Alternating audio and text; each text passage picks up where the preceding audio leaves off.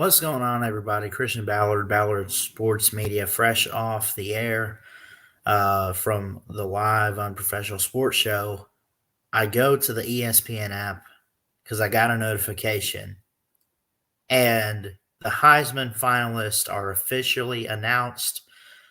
First off, congratulations to all of them. But the big question is, first off, let's look at who the finalists are this year before we get to who's not there.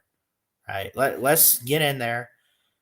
Bennett, Stetson Bennett, Caleb Williams, Max Dugan, and CJ Stroud. Okay, makes sense to me.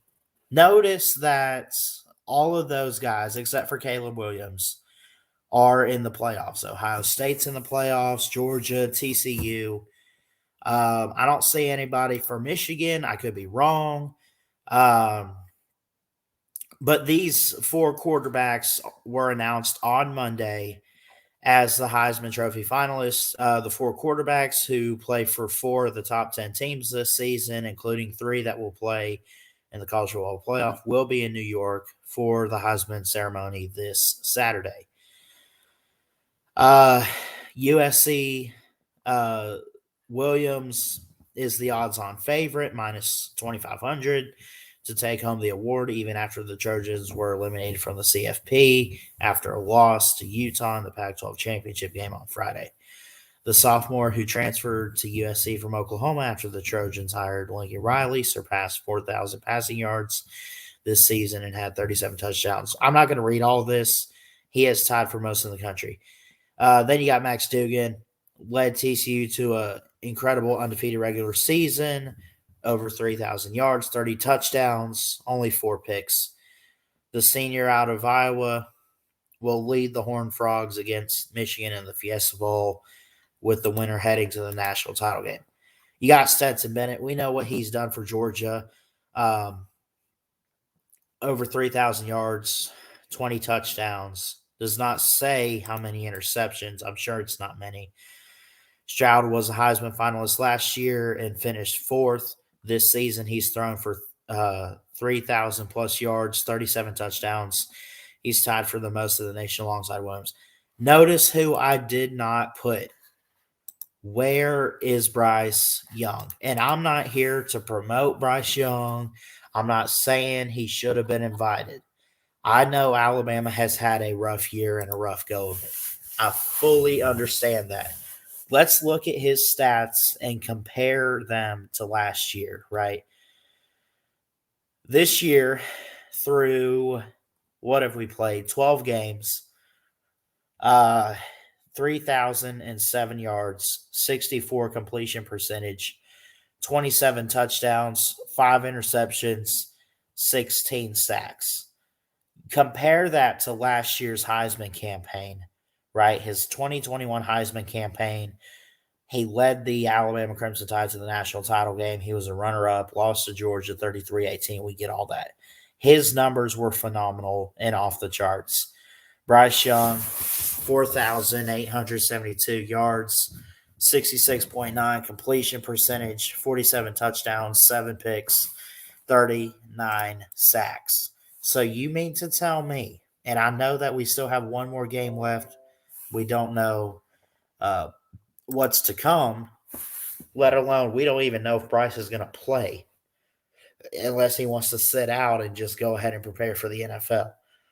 You mean to tell me that because he has less yards, a less completion percentage, and less touchdowns, he should not, be invited to the Heisman ceremony? Does it? I get it. This has not been the best for Bryce Young and the Tide. I want to hear from you guys in the chat. This is what I'm trying to get at. Is it because Alabama is not in the playoffs? Is it because of the 2 losses? Or do y'all really think that Bryce Young's play has – I know it's declined, but has it really declined outside of the stats? Has it declined that much? Because, God, I'm looking at Bill O'Brien. What an idiot. Bill O'Brien has screwed this offense this year, period. There's no way around it. There's no other way to put it. I'm not saying Bryce deserves a trip to New York. It did kind of catch me a little bit by surprise that he didn't get invited. Um, I credit Stetson Bennett. I credit Caleb Williams. I credit Max Dugan. I credit um, CJ Stroud, for making it. And we wish them all the best of luck. We hope they do well. And may the better quarterback win the award. But I want to hear from you guys because I really don't know. I doubt that it's because I think it's a little bit more than, well, you missed the playoffs and you lost 2 games and you didn't win your conference and you didn't. I think it's more than the season record, right? Because the Heisman, it's based on an individual performance in a way. But was it really that low enough? He had a bet, like, if he had had a 4,000-yard season, if maybe now he has less picks, not close, not even close to as many touchdowns, has less sacks. That's good. Um, just, I don't know, man. I feel bad for Bryce Young. I really do. I hate that this will be his last season. I mean, if he wants to come back, he can, but let's just be realistic. He's probably not. We we know, there's a lot of teams out there keeping an eye on Bryce Young and are ready to take him and give him a chance on the next level. I think he's ready for the NFL. I think we all could agree he's ready for the NFL, but because of poor coaching and some players not stepping up this year, his final season with Alabama was a bust. It was atrocious. No good. Nada. Anyway, that's all I got to say. I saw the Heisman finalists. Congrats to him. I fully agree with the list. The only thing, and I'm not saying that he should have been invited. I'm just trying to figure out, outside of Alabama's record, what could have caused this to happen for Bryce Young. Was it truly that big of a decline in play? I mean, we did go over the stats. We did look at it. But, you know,